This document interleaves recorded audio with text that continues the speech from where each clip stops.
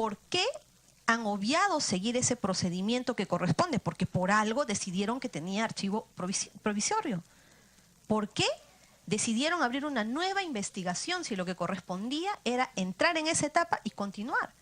Porque prácticamente lo que se va a hacer es investigar dos veces lo que ya existe como un expediente en una etapa de formular acusación. Haría ese pedido, señor presidente, para que nos expliquen ese punto exactamente con documentos y las razones legales por las que han optado de esa manera.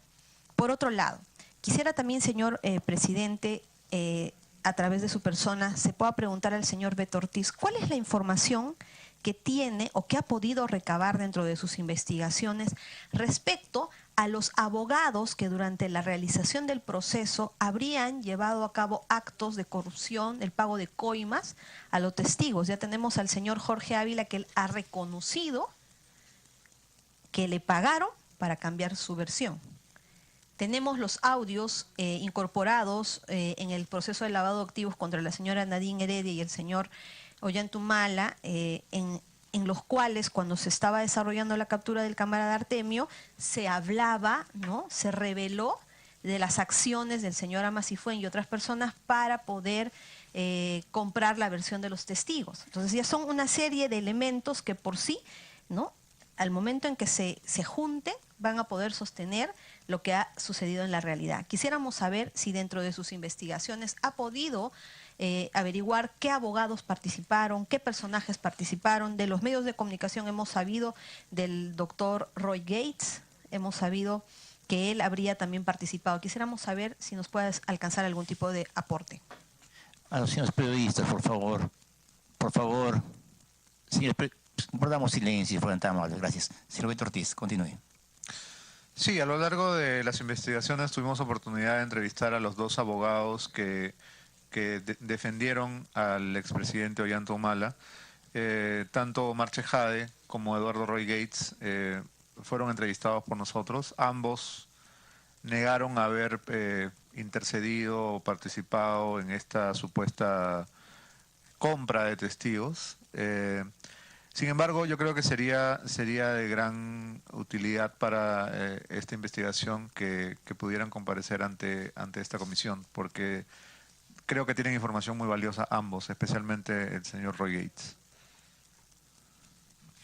Continúe, colega Jenny Vilcatoma. Muchas gracias, presidente. En ese sentido, yo quisiera solicitar a la presidencia se convoque al abogado Omar Chejade y al abogado Roy Gates a efectos de indagar sobre su participación en la en el presunto pago de dinero a los testigos para cambiar su versión, a efectos de que podamos indagar qué es lo que sucedió. Y en el caso del señor Omar Chejade, para que nos pueda brindar información respecto del señor Amílcar Gómez Amasifuen, porque como ha dicho el señor invitado, él habría indicado que se trataba de un balsero, pero ya se cuenta con una versión oficial que esta persona habría sido un terrorista arrepentido que finalmente le daba la información al señor Ollantumala o a la persona del capitán Carlos en la base Madre Mía para identificar entre los campesinos, entre los pobladores a presuntos terroristas, los cuales no pasaban por un filtro, no pasaban por una verificación, no pasaban por una nota de inteligencia que pueda corroborar esas acciones antes de las ejecuciones extrajudiciales. Solicitaría que se recabe esas declaraciones. Señor presidente, quisiera también, a través de su persona, poder preguntar a nuestro invitado sobre la información que puede haber recabado del Ministerio de Defensa, que de manera reiterada desde el proceso del caso del señor Jorge Ávila, Natividad Ávila y Benigno Zulca, se ha negado a proporcionar información bajo el argumento de que la documentación ha desaparecido. Y digo que se ha negado, pues ese argumento de decir que se ha desaparecido no ha sido corroborado en aquel entonces por el fiscal, por acciones adicionales que puedan verificar, ¿no?, que en los archivos o que en otros archivos, pues en las Fuerzas Armadas sabemos que se manda copias a todas partes, ¿no? ¿Qué es lo que sucedió? Establecer no solamente la información de cómo es que desapareció o no desapareció, y si desapareció, ¿quién era el responsable de ese legajo? ¿Se le denunció? ¿Fue destituido? ¿Se le investigó de alguna manera? Porque no puede ser que nos vamos a quedar nosotros satisfechos con una respuesta de que no hay, desapareció, y no se va a establecer ninguna responsabilidad. Quisiera, por favor, señor presidente, si el testigo puede darnos algún aporte en este sentido. Para que conteste, señor. Sí, gracias. Antes de ir al tema de la negativa del Ministerio de Defensa de proporcionar información, quisiera añadir un nombre que creo que es clave y que no ha sido mencionado en esta reunión, y es el de Cintia Montes.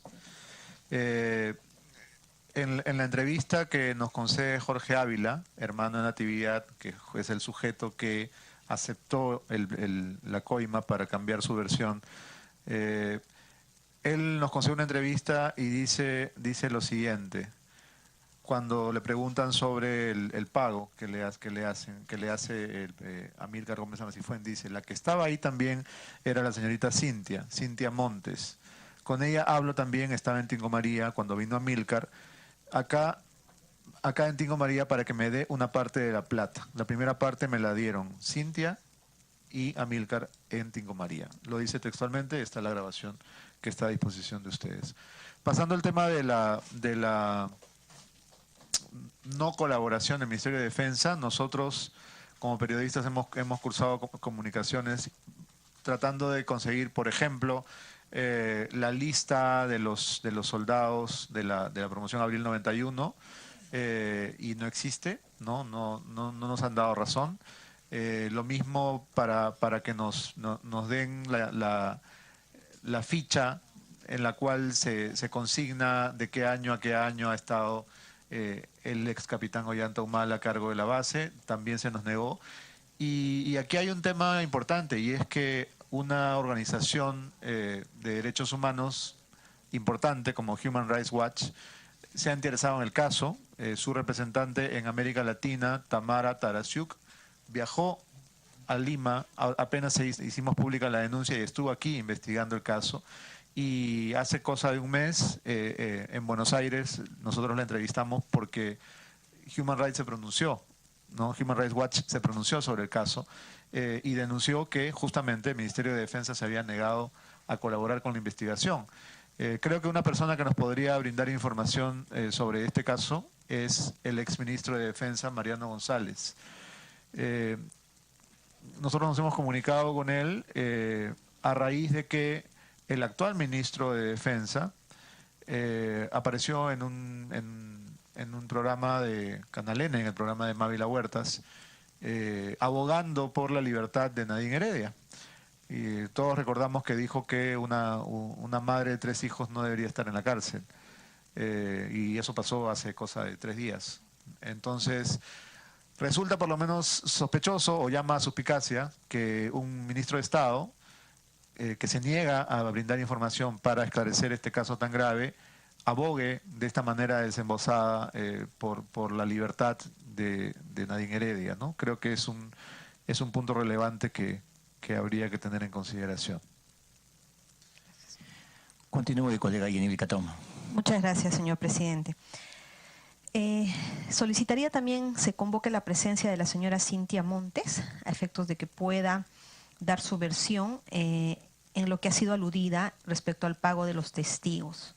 Asimismo, señor presidente, estando que nosotros necesitamos saber si el sobreseimiento dado por el Ministerio Público a cargo del doctor Cubas Villanueva obedeció también al pago de coimas, necesitamos saber cuál fue el trámite que se le dio en aquel entonces en el Ministerio Público desde que ingresó el proceso, para determinar si es que habían varias fiscalías superiores, cómo es que entró a la fiscalía del doctor Cubas Villanueva, para que sepamos qué asistentes tuvieron bajo su cargo. Hay un sistema CIAF en el Ministerio Público que determina a qué persona fiscal adjunto, asistente, se le asignó, saber quiénes trabajaban en ese despacho para poder establecer si podían existir en alguna medida alguna persona, algún abogado vinculado al señor Ollanta Humala, a la señora Nadine Heredia, o con nombres que aparecen en las agendas de la señora Nadine Heredia. Entonces solicito en esa medida que se haga un pedido oficial a la Fiscalía de la Nación para que se sepa, que nos informen a detalle cuándo entró el expediente, si fue de manera aleatoria, si habían más fiscalías superiores, qué asistentes trabajaban, entre asistentes en función administrativa, fiscal, abogados, fiscales superiores o adjuntos que existieran en ese despacho, el sistema, ¿no? Los screenshots del sistema para que sepamos a qué asistente o fiscal adjunto se le otorgó ese expediente para que sea estudiado y sea proyectado.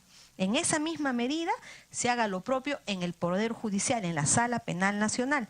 También en la Fiscalía Suprema, pues este dictamen, cuando es objeto del recurso de nulidad por parte de la familia, llega a la Sala Suprema, lo remiten a la Fiscalía de la Nación, ingresa al despacho del doctor Pablo Sánchez, hoy fiscal de la Nación, y en esa misma medida también se hace un dictamen que no corrige aquello que había omitido la Fiscalía Superior en manos del doctor Cubas Villanueva. Del mismo modo, que se sepa cuándo entró, qué asistentes lo tuvieron, quiénes lo proyectaron. Y en esa misma forma, poder pedir esa información a la Sala Suprema.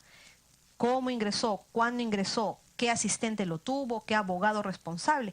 Porque por lo menos del dictamen, de la resolución suprema, tenemos en el pie de página las iniciales del doctor Joel Segura Alandia, que en forma posterior ha tenido mucha vinculación con el gobierno del señor Ollantumala, incluso ha sido procurador anticorrupción y durante su gestión no ha realizado ningún tipo de denuncias contra ellos. Entonces sería necesario, como estamos en una investigación que tiene que retroceder en el tiempo, necesitamos información objetiva en ese sentido.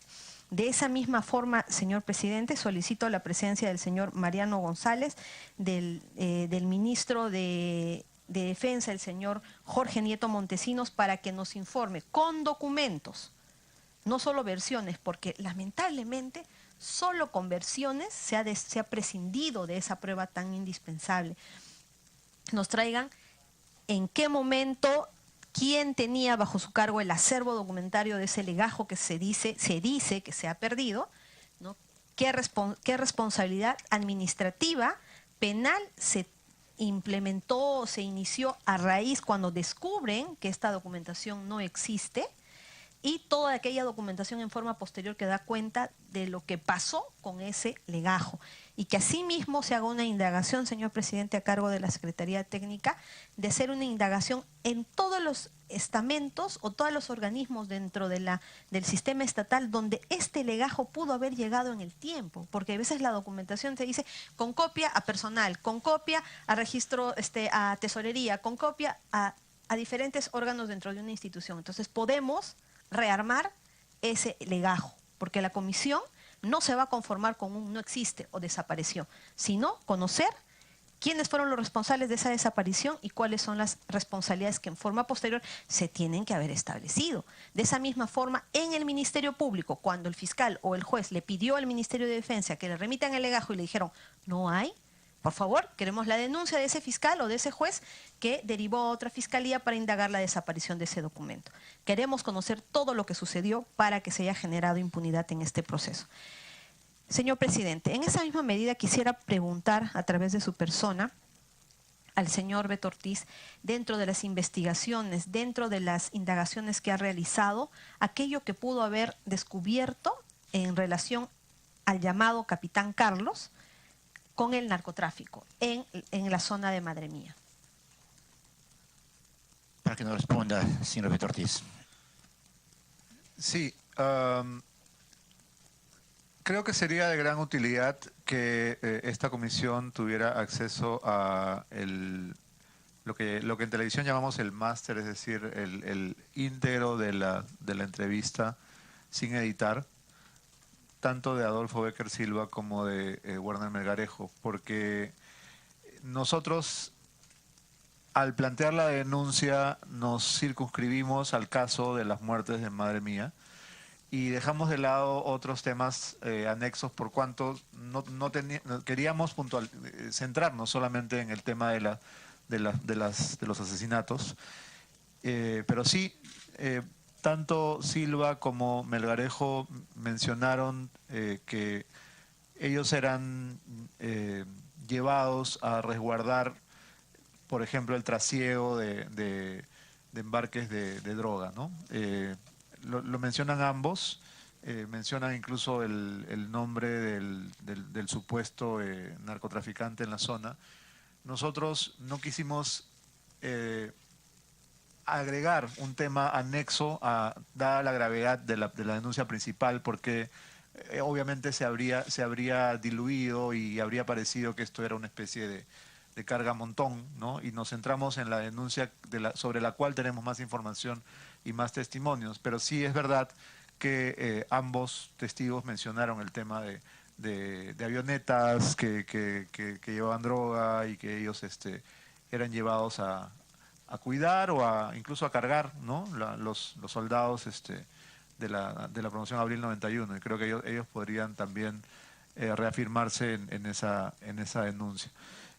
Hay un tema anexo del cual me he olvidado mencionar, y es que Jorge Ávila, en la entrevista que nos concede, no solamente habla de Cynthia Montes, sino también de Roy Gates.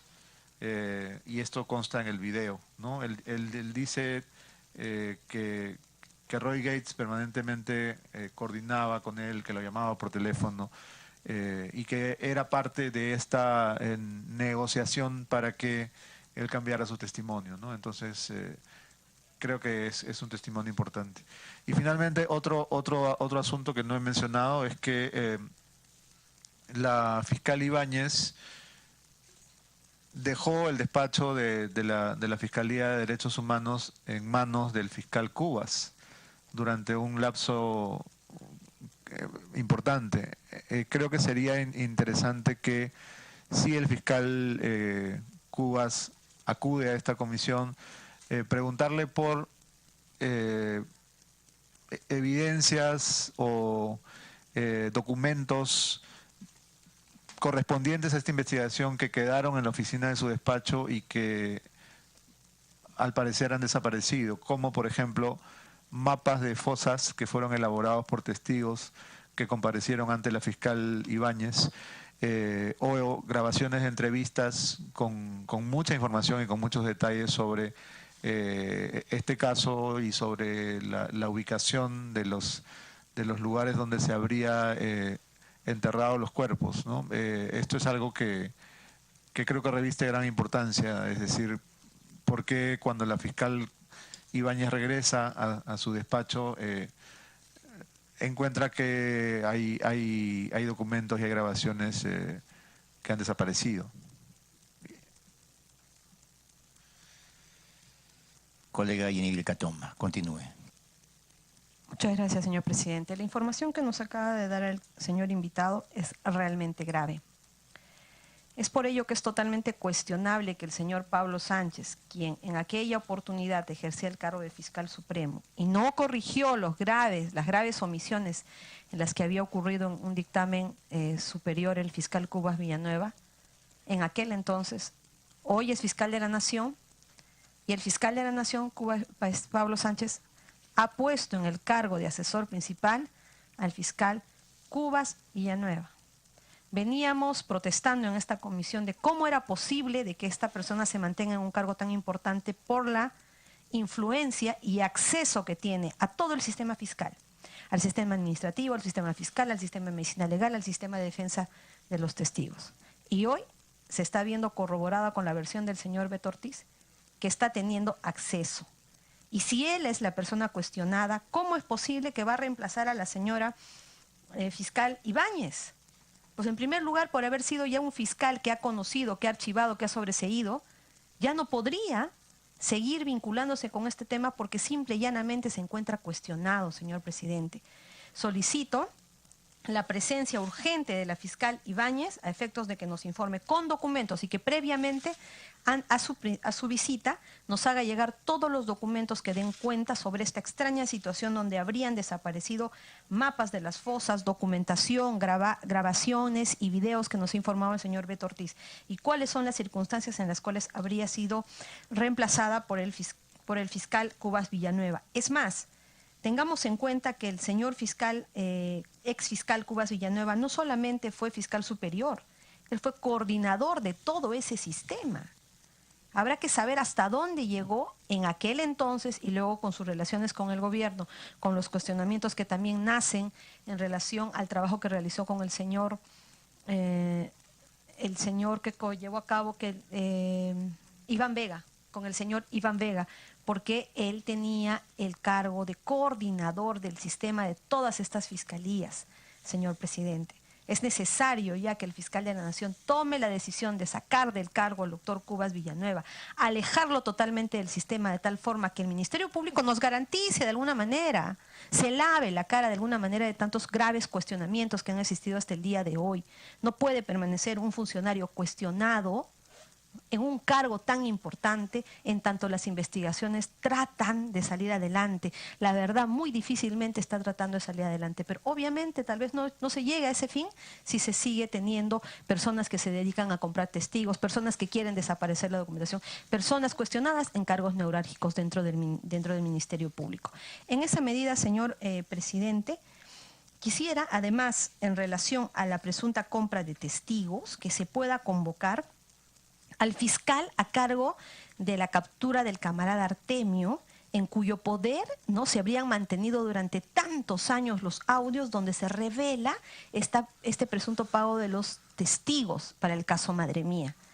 Pues, obviamente, es necesario preguntarle qué hacía en forma posterior, durante o en el tiempo, en relaciones sociales con el señor Roy Gates. Hay una fotografía que ha salido en medios públicos que nos hace conocer que está el fiscal cuestionado, se encuentra el señor Roy Gates y otros abogados más, ¿no? Que lo que evidencia propiamente esa fotografía es que existe vinculación.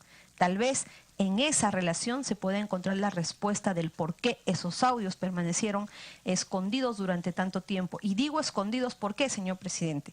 Porque todos los fiscales tienen perfecto conocimiento que si durante la realización de sus actos de investigación en relación a un objetivo se revelan otros hechos, otras personas, lo que tiene que hacer en ese momento es extractar copias de todo lo que tiene y remitirlo a una fiscalía de turno para que haga las investigaciones de aquello que encontró. Pero ¿qué sucedió en este caso? Una vez más, en el Ministerio de Defensa desaparecen los documentos. En la Fiscalía sobreseen el proceso. El testigo cambia de versión por compra de testigos. Y tenemos siempre las mismas personas participando. ¿Quién fue luego Cintia Montes? Asesora de prensa en Palacio de Gobierno. ¿Quién fue el señor Roy Gates en forma posterior? ¿No? Fue asesor presidencial, abogado del señor Ollanta Humala y creo también de la señora Nadine Heredia. Entonces, aquí hay una serie de personajes que en el tiempo como que se habrían ido pagando favores, ¿no? Por todo aquello que sucedió en el caso Madre Mía. En esa medida, solicitaría también la presencia del fiscal que tuvo a cargo el caso de la caída del camarada Artemio para preguntarle en relación a las razones por las que estos audios se mantuvieron escondidos y qué otras circunstancias acontecían en aquel entonces. Asimismo, en documentos o con documentos, hacernos o explicarnos qué es lo que pasó en aquel entonces con esos audios, dónde se guardaron. Es necesario conocer esa información, señor presidente. En esa misma medida, quisiera también sé que mi colega, el congresista Edwin Donaire, ha preguntado ya sobre la relación del señor Amílcar Gómez Amasifuen. Yo quisiera otra vez formular esa pregunta para saber ¿qué detalles más que no nos pudiera haber relatado ha podido conocer en el desarrollo de sus investigaciones, en el lugar de los hechos, con los testigos que usted ha podido revelar en relación a la participación del señor Amílcar Gómez Amasifuen en aquel entonces y en forma posterior? Porque también este es un personaje que ha ido acompañando al señor Ollanta Humala en el tiempo, ¿no? En cómo trabajó, en qué trabajó, qué funciones cumplía netamente al lado del señor Ollanta Humala en forma posterior. Muchas gracias, señor presidente.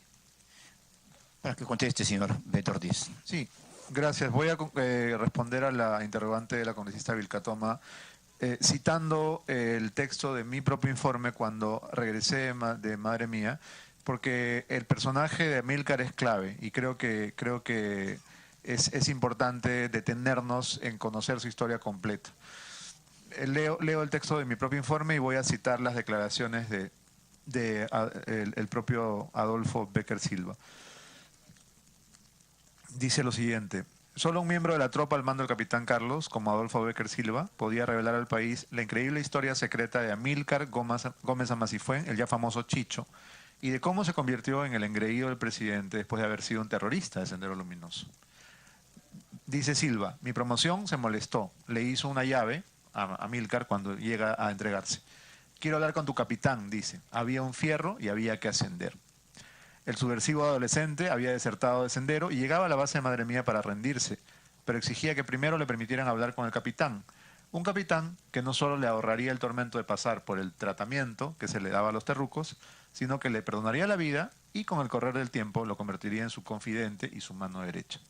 Dice Silva, no era justo meterle bala. Lo entregamos al capitán que dijo, traigan una gaseosa, un café. Ni siquiera lo torturaron. Llévalo a donde va a dormir. Convertido de la noche a la mañana en un flamante soldado de la patria, el terrorista quinceañero pasa a formar parte de la tropa y debe compartir con aquellos a los que antes emboscaba. El capitán me dice, es Silva nuevamente, como yo lo he traído, llévalo, y mis promociones le tenían al borde, le hacían cangurear. Éramos desconfiados porque dormíamos con el enemigo.